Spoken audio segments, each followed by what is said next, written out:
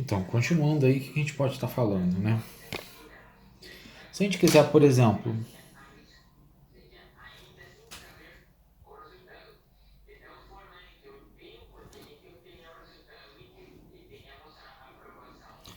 passar um fio por dentro de uma abertura, teria duas chances de isso acontecer. Ou você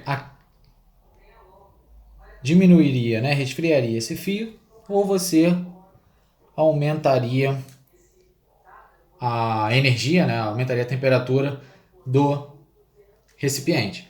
Porque toda vez que eu aumento, ele cresce. Aumentou, ele vai ficar aumentar esse buraco, o fio consegue passar. Então essas duas situações existem quando eu falo de algo que está querendo passar por um buraco, por exemplo. Outra situação que a gente tem é justamente quando a gente apresenta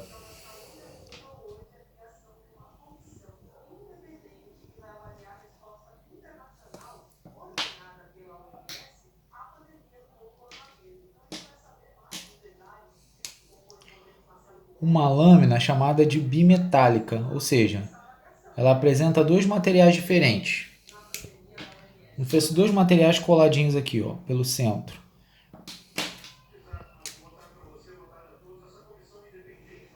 Então tem um vermelho e um rosa, certo? Dois materiais diferentes presentes ali. O que acontece? Se você tiver mesmo comprimento, tá certo? Só que o coeficiente de dilatação, vou chamar esse aqui de 1 e esse aqui de 2. Se o coeficiente de dilatação de 1 for maior que o coeficiente de dilatação de 2, o que vai acontecer?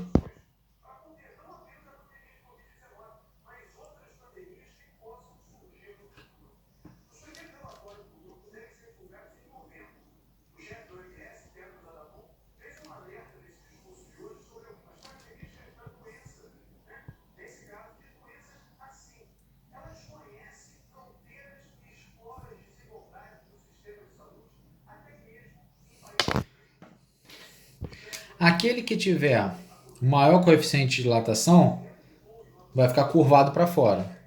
Esse outro, que é o cara de baixo, que tem coeficiente de dilatação menor, vai ficar curvado por dentro, tá certo? Então o de fora tem coeficiente maior, então essa lâmina tende a curvar sempre para aquele que tem maior dilatação. O de cima é o maior, então ele fica com a barriguinha voltada para cima, beleza? Característica importante quando a gente estuda dispositivos bimetálicos. Agora, passando essa parte, a gente pode falar também da dilatação dos líquidos. Por que a dilatação dos líquidos ela é tão importante e tem que ser tratada de forma diferenciada? Porque o líquido ele está presente em um recipiente, né? Quando eu pego um líquido, por exemplo, o líquido não fica solto no espaço. Eu tenho o líquido dentro de um recipiente.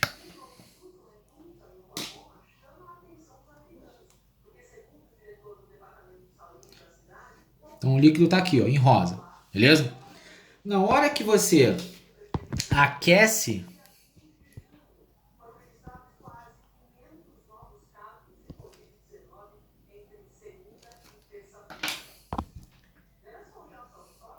aqueceu tudo, beleza? Você passou aqui por um processo de aquecimento, aumentou a temperatura, ΔT maior que zero.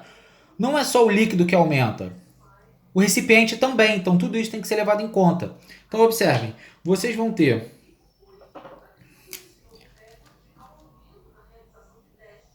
um aumento de volume, que a gente chama de um aumento de volume aparente, que é o que parece ter aumentado, só que você tem um aumento de volume real, que é o quê? Aquele volume que também aumentou devido ao recipiente. Então você tem, ó, o aumento de volume do recipiente, ó, vamos traçar aqui as retas, ó. Aumentou o recipiente e aumentou o líquido. Aumento real, aumento do recipiente e aumento do aparente. Se eu for considerar qual é o aumento total, o aumento real, ΔV real, que é o do líquido, muitos livros usam como líquido, é igual ao ΔV aparente mais o ΔV do recipiente. Informação importante quando a gente estuda dilatação dos líquidos, tá certo? Ó, essa formulazinha é usada, porque acontece o aumento do volume aparente do líquido, que é do que a gente vê, mas o recipiente também aumenta, e esse líquido ocupa esse espaço também. Então, se eu somar os dois, é o aumento real do líquido.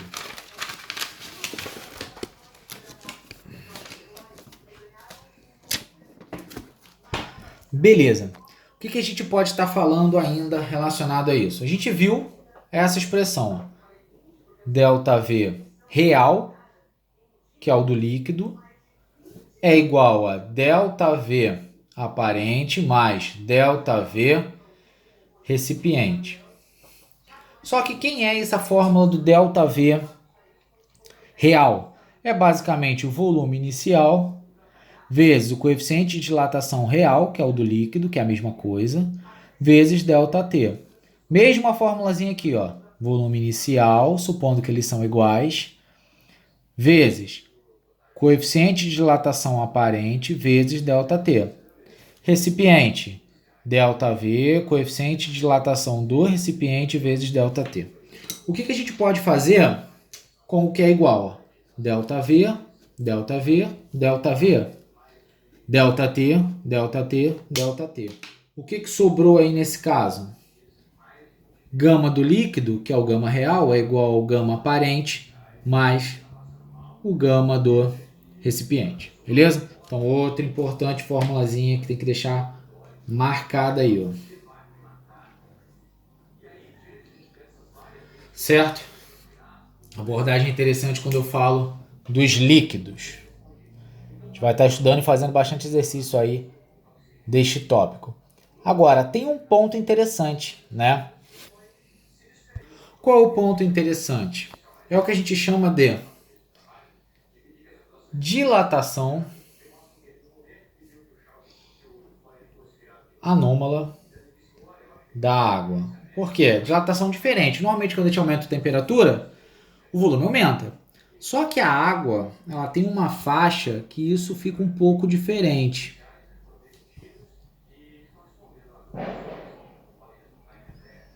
Então, aqui é a temperatura e aqui é o volume. Sei lá, pode botar em metro cúbico.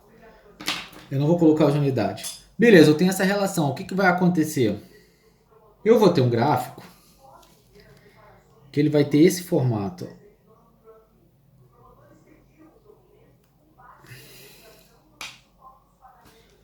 O que acontece?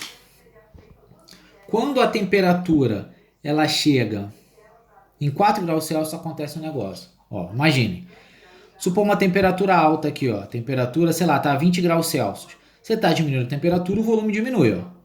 A temperatura tá aqui, tá batendo esse volume. Diminuiu o volume. Diminuiu o volume. Quando chegou em 4 graus Celsius, você continuar diminuindo, o volume aumenta, e aumenta muito. Então, nesse trecho, é que a gente estuda o caso especial da água. Então, tem que ter essa noção. Quando a gente fala do caso especial da água, justamente nesse trecho, nesse intervalo de 0 a 4 graus Celsius, onde o volume aumenta e aumenta muito. Beleza? Então, o volume aumenta de forma considerável. Então, esse trecho aqui é diferente do normal, do que a gente está acostumado. Só que ao falar que muda, a gente tem que dizer o que está mudando. Então, é o seguinte. Esse ponto aqui é o ponto, né, nessa faixa em que o volume é mínimo. Se o volume é mínimo, só para lembrar, densidade é massa por volume. Se o volume é mínimo, a densidade é máxima. Então aqui você tem densidade máxima. Beleza. E se eu for observar nesta faixa, tá? Se for observar, sei lá, até 10 graus Celsius. Se você for olhar neste trecho aqui, você consegue perceber que o volume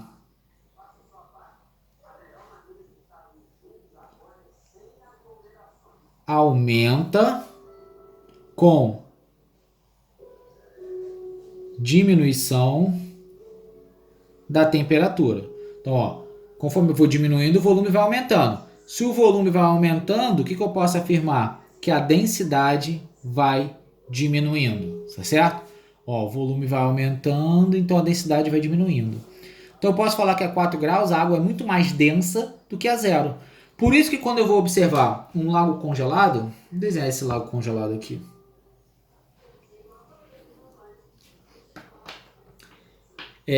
O lago começa a congelar por onde?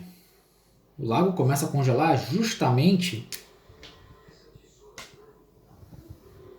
na superfície. Tá certo? Então, ó, esse lago ele começa a congelar da superfície. Por quê? Quando ele chega a 0 graus, a densidade dele é a menor, o menos denso fica em cima. Então aqui está localizado o quê? O gelo. Porque o gelo é mais leve. Eu posso observar eu jogar uma pedra de gelo na água. O gelo sobe, porque ele é menos denso, justamente por causa desse caso. Então, num lago congelado, qual é a temperatura maior? A maior vai ser aonde? Vou até desenhar aqui de verde. A maior vai ser justamente no fundo. Por que que a maior vai ser no fundo? Porque ela vai ser a temperatura de 4 graus Celsius. Tá certo? Porque o 4 graus Celsius é o mais denso. Vou até virar para cá. Ó. 4 graus Celsius é o mais denso, está localizado justamente no fundo. Tá certo? Então, ó, aula aí de dilatação. Próxima aula a gente vai estar fazendo exercício envolvendo dilatação de líquidos, que é bem comum cair em concurso. Beleza? Aquele abraço, galera.